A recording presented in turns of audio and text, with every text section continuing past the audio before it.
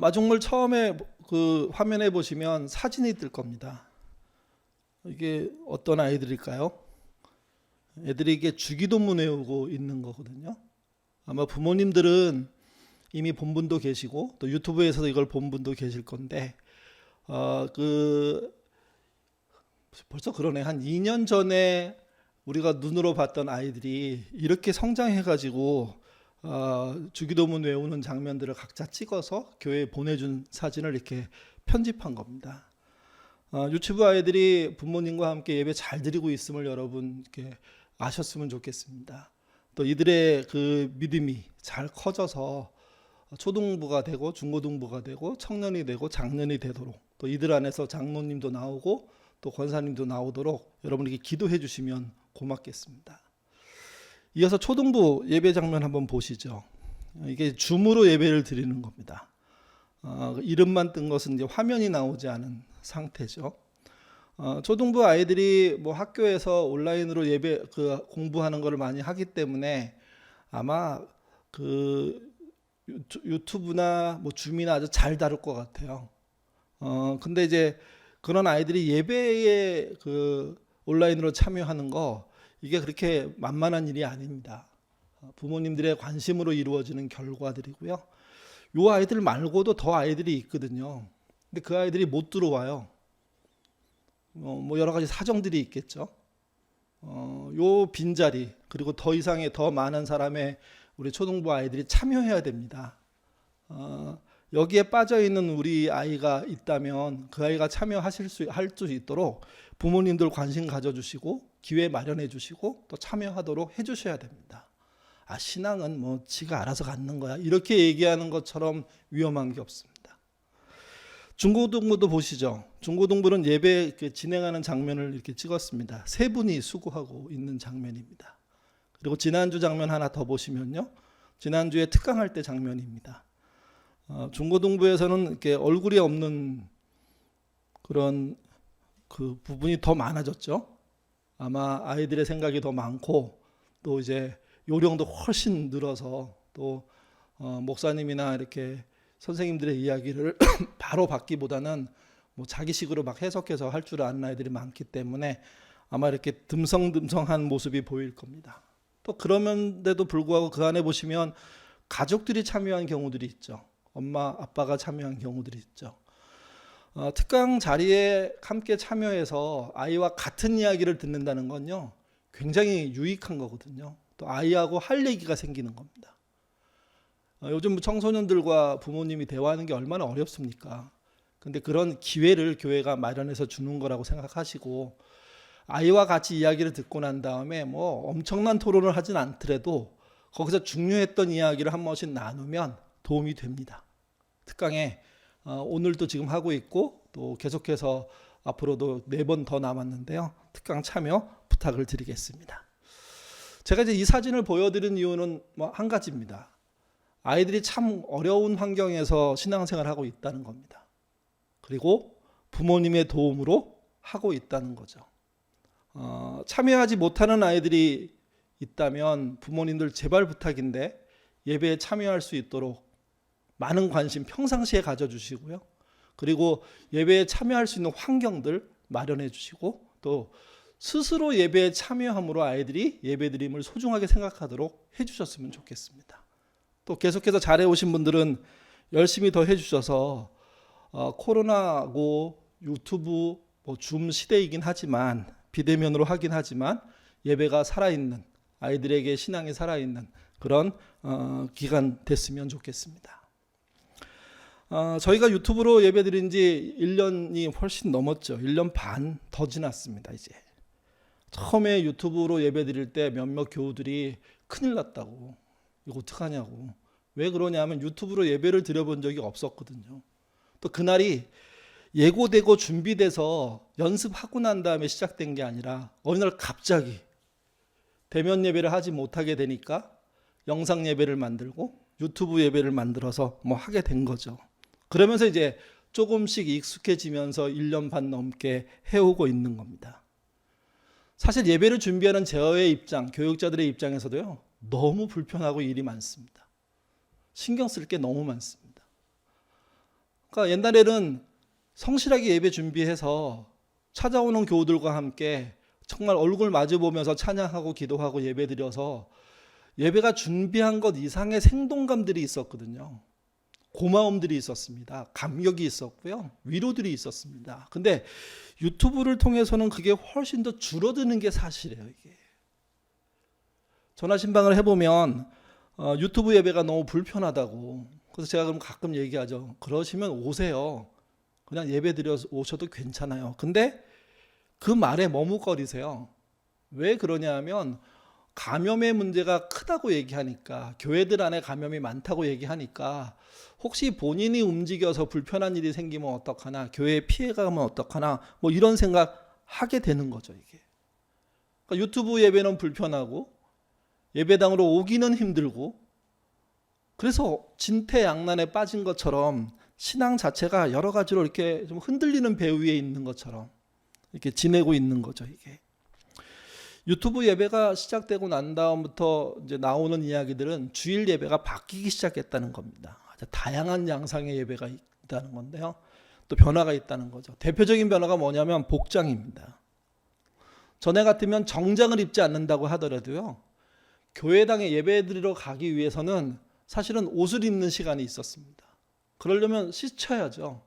그러려면 일찍 일어나야죠. 적어도 한두 시간 전에는 일어나야 나름의 옷을 입고 그다음에 약간의 요기를 하고 그리고 예배당을 찾아와서 예배를 드릴 수가 있었는데, 지금은 복장을 갖춰 예배 드리는 분도 있죠. 근데 그렇지 않고요, 그냥 잠옷, 자던 복장 그대로 나와서 예배 드리는 경우도 많이 있는 걸 볼 수 있습니다. 이게 그만큼 복장에 대해서 편안해진 겁니다.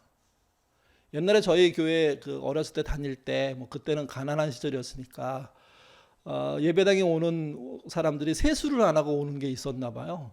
그래서 우리 목사님이 그 중고등부 예배실 앞에 서가지고 너 세수했냐? 이렇게 물어본 적이 있었어요. 근데 요즘 세수 안 하고 예배 드리는 사람 많다는 이야기 듭니다. 좀 더 심하면 어떤 경우가 있냐면 커피 마시면서 다과하면서 예배 드리고요.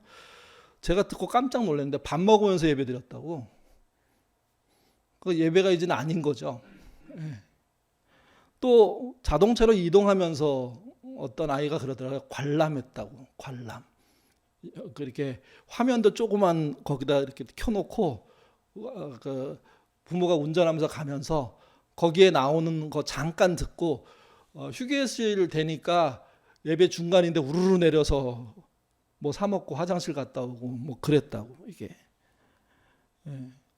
제가 어떤 목사님을 만나서 지금 이런 상황이라고 하는데 어떠세요? 그랬더니 그분이 그렇게 얘기하더라고요. 이렇게라도 예배 드려주니 고맙지. 더 심하다는 얘기예요. 더 알지 못하는 일들이 벌어지고 있고 예배는 무너지고 있고. 그분은 그런 경험했대요. 예배 시간에 전화를 못 받죠, 목사가. 근데 예배 시간에 교인이 전화를 한 거예요. 당연히 못 받고 나중에 이제 오후가 돼서 알았는데, 그래서 전화를 했더니 그분이 화를 내더래요. 왜 이 전화를 안 받냐고. 그래서 예배 시간이었다고. 그때 그분이 그래요? 하고 놀란 표현을 하더래요. 그분 목사님이 놀란 건 뭐냐면, 그 정도가 될 정도로 예배를 안 드렸구나, 이분이. 아니, 주일날 오전이 당연히 예배 시간인 것은 교회 다니는 사람 누구나 다 알고 있는데 그 시간에 전화해서 안 받는다고 하는 사람까지 생기는 게 지금의 현실이라는 겁니다. 이게 더 심한 경우는요, 그냥 설교만 듣는 겁니다. 설교도 자기 마음에 듣는 이야기만 스킵해가면서 빠르게 듣는 거죠. 그리고 더 나쁜 경우는요, 예배 접고 취미생활 하려고 산으로 들러 맛있는 거 먹으려고 먼 거리 이동하고 있는 거죠. 이게 그러니까 왜 예배를 못 드립니까? 이렇게 물었을 때 나오는 답변들을 들어보면 정말 바뀌어도 1년 반 사이에 너무 많이 바뀌었다는 걸 알 수밖에 없습니다. 여러분에게 한번 질문 드립니다. 여러분의 믿음 안녕하십니까? 여러분의 믿음 흔들리고 계시지 않습니까? 너무 무너져서 일어설 수 있는 여력 있으십니까? 믿음의 쇠락 또는 믿음의 공백은요, 그 핵심이 뭐냐면 게으름입니다. 그리고 그 게으름은 뭐와 연결되어 있냐면 불신앙과 연결되어 있습니다. 유튜브의 문제가 아닙니다. 게으르고 믿지 않게 됐기 때문에 벌어지는 일들입니다. 또 이 게으름과 이 불신앙의 결과가 뭔지 아십니까? 불행입니다. 역으로 말하면 이런 말이 됩니다. 행복은 외부의 조건에서 오는 게 아니에요. 내면의 결단에서 오는 거죠. 그 내면의 결단이 우리가 표현할 때 뭐라고 표현합니까? 신앙 아닙니까? 그 내면의 결단이 소멸하니까 게으름과 불신앙이 지배한 인생이 되는 겁니다. 그리고 이제 핑계 대는 거죠. 유튜브로 예배 드리니까 안 된다고, 경쟁력이 없다고, 이런 얘기 너무 쉽게 핑계 삼아서 하면서 사실은 본인이 게을러서 못하는 건데, 본인이 믿음이 떨어져서 못하거나 사라져서 못하는 건데, 그래서 불행하고 힘든 건데 아니라고 생각하는 거죠. 이렇게 불행하게 살다 보니까 행복을 찾고 싶어요. 그래서 어떤 방법을 생각하냐면 믿음을 회복하는 방법을 생각하지 않고요. 돈으로, 권력으로, 지위로, 취미로, 여행으로, 식탐으로, 고집으로 위장해서 자신의 삶이 행복한 척, 바쁜 척 해버리는 겁니다. 이게. 김주환 씨가 쓴 회복의 탄력성이라는 책에 보면 이런 얘기 있습니다. 같이 우리 읽어보도록 하겠습니다. 행복이 특정한 조건에 의존한다고 믿는 사람들은 그 특정한 조건을 숭배하고 있는 것이다. 돈을 숭배하는 사람은 돈을 벌수록 늘 자신의 돈이 부족하다고 느낀다. 권력을 숭배하는 사람은 권력을 얻을수록 자신의 힘이 약하다고 느낀다. 지위를 숭배하는 사람은 높이 올라갈수록 자신보다 더 높은 곳에 있는 사람만 바라보며 더 높이 올라가야 한다는 강박에 사로잡힌다. 이 책은 신앙 서적이 아닙니다. 일반적으로 말하면 자기개발 서적에 해당하는, 심리학에 해당하는 그런 책이에요. 그 책의 이야기 속에 행복이 특정한 조건에 의존해서 발생하지 않는데요. 근데 어떤 것을 의존해서, 그게 이제 돈이든 권력이든 성공이든 취미든 여행이든 식탐이든 뭐 관련없이 그런 이슈로 나오면 그거는 이 사람의 말에 의하면 숭배라는 겁니다. 우리로 말하면 우상을 숭배하는 거죠. 우리는 여행이 우상이 될 거라고 생각 안 하는 경향이 높습니다. 돈과 권력은 그럴 수 있다고 생각하지만 식탐이 아닐 거라고 생각하는 경우 많습니다. 근데 아니라는 겁니다. 진짜 중요한 자리에 엉뚱한 걸 앉혀놓고 거기서 오는 행복으로 우리가 여전히 행복해 라고 착각하고 말하는 것은 진짜 행복을 잃어버린 거예요. 다른 말로 하면 불신앙이고 진짜 게으름에 빠져 있는 거예요. 영적인 나태함에 빠져 있는 거죠, 이게. 그래서 신앙이 게을러졌다면 이건 심각한 경고를 받고 있는 겁니다. 심각한 빨간 등이 들어온 겁니다, 지금. 여러분, 비대면 시대에 여러분의 신앙은 안전하십니까? 나아지셨습니까? 더 나빠지지 않으셨습니까? 코로나로 인해서 생긴 믿음의 공백 어떻게 만회하시겠습니까? 만회하셔야 됩니다. 오늘 본문은 신앙인의 공백에 관련된 문제입니다. 짧은 공백도 아니고요. 굉장히 긴 공백입니다. 그 공백을 누가 보여줬냐면 아브라함이 보여줬습니다. 같이 읽어보시죠. 창세기 16장 16절에서 17장 1절입니다. 읽겠습니다.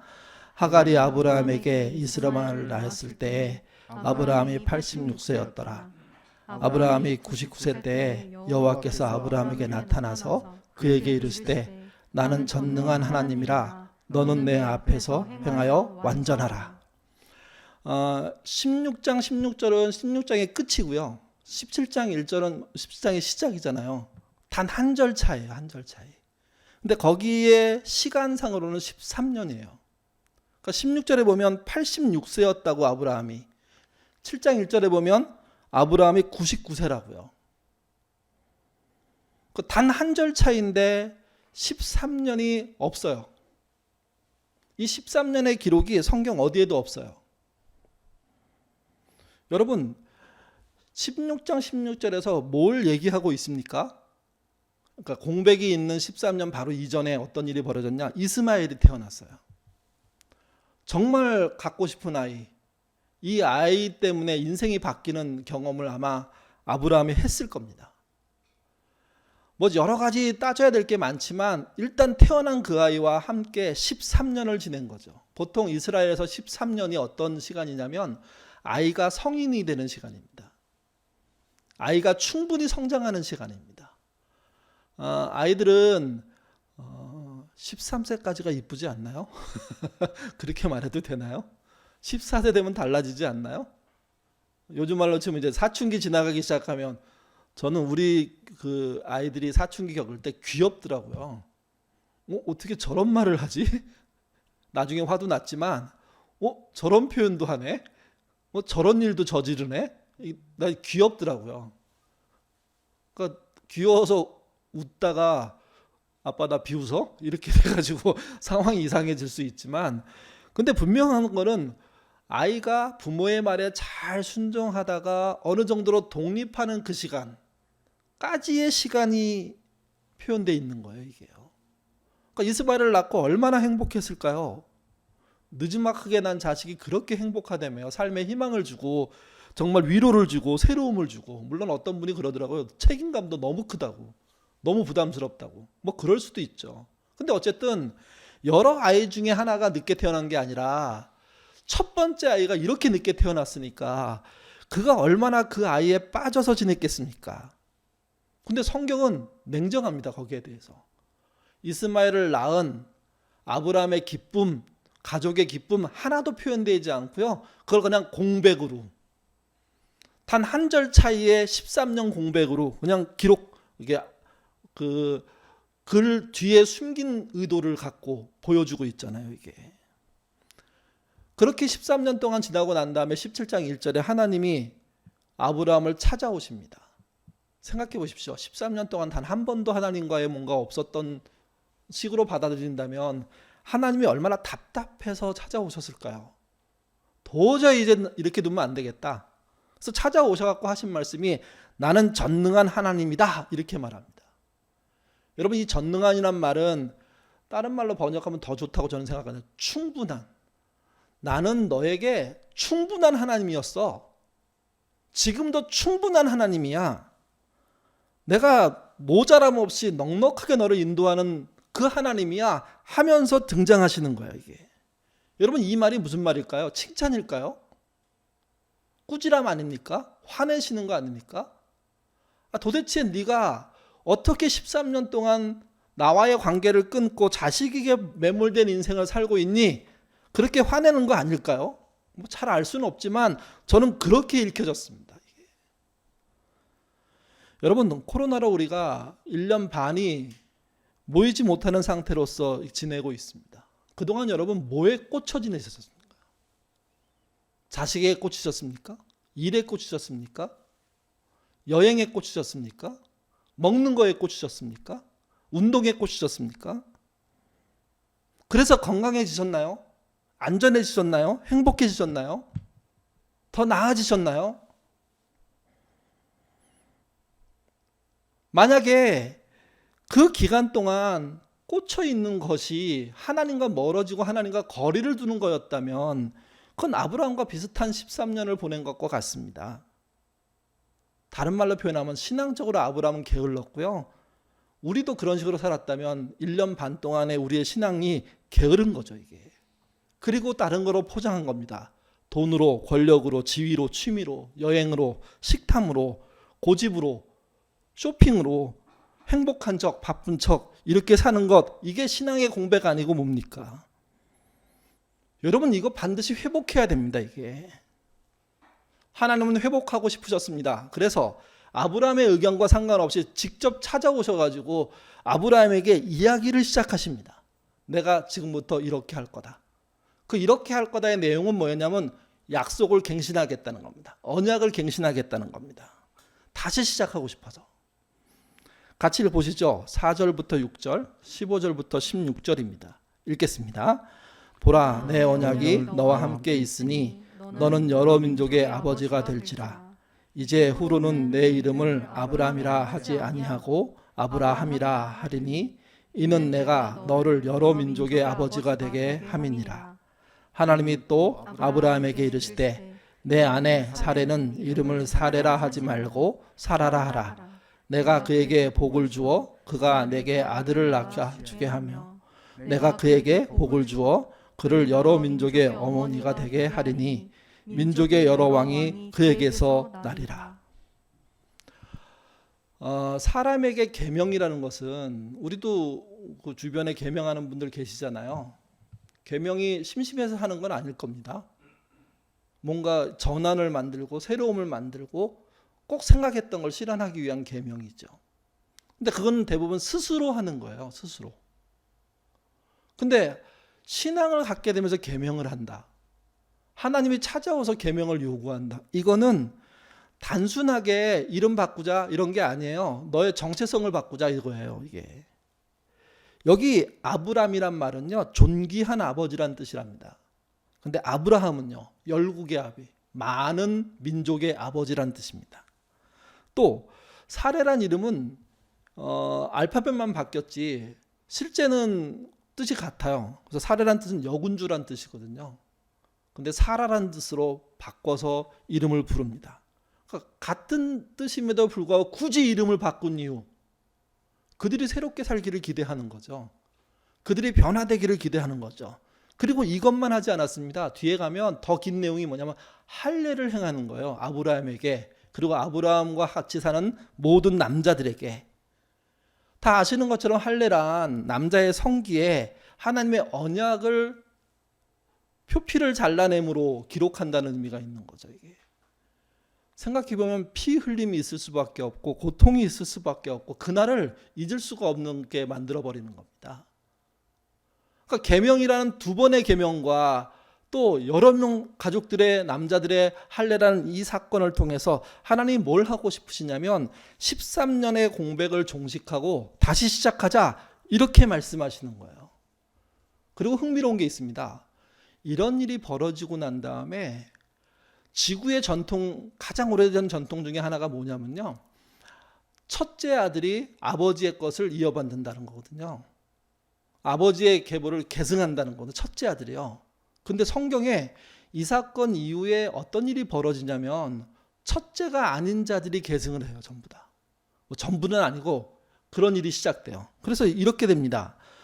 아브라함이 자식을 낳았는데 여러분 다 많은 분들이 첫째가 이삭이라고 생각해요. 아니에요. 이스마엘이 첫째예요. 이삭은 뭡니까? 둘째잖아요. 근데 아브라함의 계보는 누구를 통해서 이어지죠? 이삭을 통해서 이어지죠. 이게. 또 이삭이 자식을 낳습니다. 에서와 야곱. 에서에게 계보가 이어집니까? 아니잖아요. 야곱에게 이어지죠. 이게. 야곱이 12아들을 낳았습니다. 첫째에게 계보가 이어졌나요? 아니에요. 그럼 대부분 막내라고 생각하는데 그것도 아니에요. 네 번째 아들한테 계보가 이어져요. 이 말은 무슨 말이냐면 아브라함이 13년 동안 공백을 갖고 있다가 하나님이 찾아와서 다시 회복한 이 사건의 이후에 보면 사람의 전통이 무너지고 하나님이 새롭게 전통을 세우시는 일들이 벌어져요. 특별히 신앙 안에서는 믿음의 계보라는 것을 만들기 시작하세요. 이게. 그리고 유다가 계보를 잇는 걸 보면 더 헷갈려요. 도대체 뭘로 하나님이 이를 이끄실까? 아, 약속이구나. 이렇게 이해하는 거예요. 언약이구나. 이렇게 이해하는 거예요. 그러니까 인간의 순서에 따라 계보를 만들지 않고 그분이 주신 약속에 따라 계보를 만들어버리는 그런 대변환이 일어나는 겁니다. 하나님은 아브라함이 변하기를 원하셨습니다. 13년의 공백을 깨고 새롭게 일어서기를 원하셨습니다. 마치 우리와 똑같습니다. 1년 반의 공백을 깨고 우리가 다시 일어서기를 기대하시는 거 아마 하나님의 마음일 겁니다. 우리가 그 마음을 다 헤아릴 수 없지만 오늘 아브라함의 이야기를 읽고 우리가 나누면서 배우게 되는 것은 우리 또한 우리가 갖고 있는 코로나 시대를 통한 공백들, 예배의 무너짐들, 이거 일으켜 세워야 된다는 거죠. 이게. 코로나 이전에 주일 예배를 잘 드렸고요. 하루 3번 기도를 열심히 했던 교인이 있었습니다. 그 교인이 코로나 이후에 어느 날 찾아와서 저랑 얘기하게 됐습니다. 고민이 있다고. 무슨 고민이 있냐고 그랬더니 분명 자기는 코로나 이전에 참 예배도 잘 드리고 기도도 열심히 했기 때문에 코로나 이후에 유튜브로 예배를 드려도 별 이상이 없을 거라고 생각했던 거예요. 근데 막상 유튜브 예배를 드리게 되면서부터 믿음이 무너진 거죠. 예배가 무너진 거죠. 잘 안 되는 거예요. 근데 가장 큰 원인은 이런 거였어요. 코로나가 우리가 시작됐을 때 가장 큰 변화 중에 하나가 출근하지 않는 거였잖아요. 애들이 학교를 가지 않는 거였어요. 그 사람들이 다 어디 있습니까? 집에 있죠. 식구들이 집에 하루 종일 모여 있다 보니까 갈등이 이만저만한 게 아니에요. 다 온라인으로 뭘 해야 되는데 당장 노트북도 부족해요. 데스크탑도 부족해요. 그러니까 그 순서 문제도 어렵고 일도 처리해야 되고 막 비용도 많이 들고 갈등도 생기고 또 그 집에서 근무하는 재택근무라는 것 자체가 그냥 많은 분들이 그러더라고요. 안 해본 분들은 그냥 누워 있다가 일하고 뭐 이런 거라고 생각해요. 아니에요. 그러니까 이게 심한 데는요. 30분마다 엔터를 쳐야 돼요. 내가 여기 앉아 있습니다를 계속 표시해야 돼요. 그게 그 본사의 그 관리자의 테이블에 다 떠요. 전부 다. 아, 얘가 일을 하고 있구나. 아직 앉아 있네. 뭘 일을 하는지는 모르죠. 그러니까 여기에 막 신경이 날카로운데 집에 있는 애들이 뭐 요구하고 뭐가 안 된다고 하고 그거 해결하고 뛰어다니다가 막 충돌이 생긴 거예요, 이게요. 그렇게 몇 주를 보내고 나니까 어느 주에 예배 드리려고 했는데 아무도 안 나오는 거죠. 거실에 텔레비전 앞에 모여서 예배 드리면 그것처럼 좋을 거 없을 거라고 생각했는데 각자 문을 닫고 예배 드리겠다고. 그래서 그래라 하고 예배 드리다 보니까 너무 서럽고 화가 나는 거예요. 그래서 각자 방 열어봤더니 예배 안 드려요. 전부 게임하고 있고 막 뭐 다 엉망이 돼버린 거죠, 이게. 그래서 또 싸우고. 그래서 유튜브 예배를 드리고 가정에서 함께 지내는 시간이 길어지면서 자기 신앙이 확 무너진 거예요. 그러다가 어느 날 어떤 분을 만났더니 아, 요즘 캠핑 괜찮다고 그런 데 가갖고 뭐 이렇게 풀어야 된다. 그래서 애들을 설득해서 가족 설득해서 주일날 캠핑 간 거죠. 캠핑 가서 자기는 그렇게 생각했어요. 아침에 일찍 유튜브 틀어놓고 같이 예배드리고 같이 놀다 오면 좋겠다고. 그러면 정말 좋죠. 근데 한 번도 그렇게 못했대요. 한 번도. 그러니까 스트레스를 줄이기 위해서 캠핑 갔는데 그러면서 서로 회복하기를 원했는데 놀기만 하고 먹기만 하지 우리 안에 자기가 늘 갖고 있었던 예배를 통한 기도를 통한 그런 채움이 하나도 나타나지 않는 거예요. 이게요. 어떻게 하면 좋겠냐고. 여러분 어떻게 이런 분을 만나면 조언하시겠습니까? 저도 한참 얘기한 다음에 생각하다가 성경 한 구절을 읽고 기도하면 좋겠다고. 그래서 요한계시록 3장 20절을 물론 그 앞에 있는 교회 이야기를 같이 읽으면서 마지막 핵심이 3장 20절인데요. 그 이야기를 읽었죠. 같이 한번 화면에 있습니다. 같이 읽겠습니다. 볼지어다 내가 문 밖에 서서 두드리노니 누구든지 내 음성을 듣고 내 문면 내가 그에게로 들어가 그와 더불어 먹고 그는 나와 더불어 먹으리라. 저는 그렇게 말씀드렸습니다. 다시 주님의 두드림을 듣고 문을 여셔야 될 수밖에 없겠다고. 믿음을 처음 갖는 건 아니지만 처음 갖는 태도로 다시 시작하셔야 되겠다. 그런 마음으로 예배를, 그런 마음으로 기도를 하지 않으시면 회복은 저절로 될 것 같지 않다고.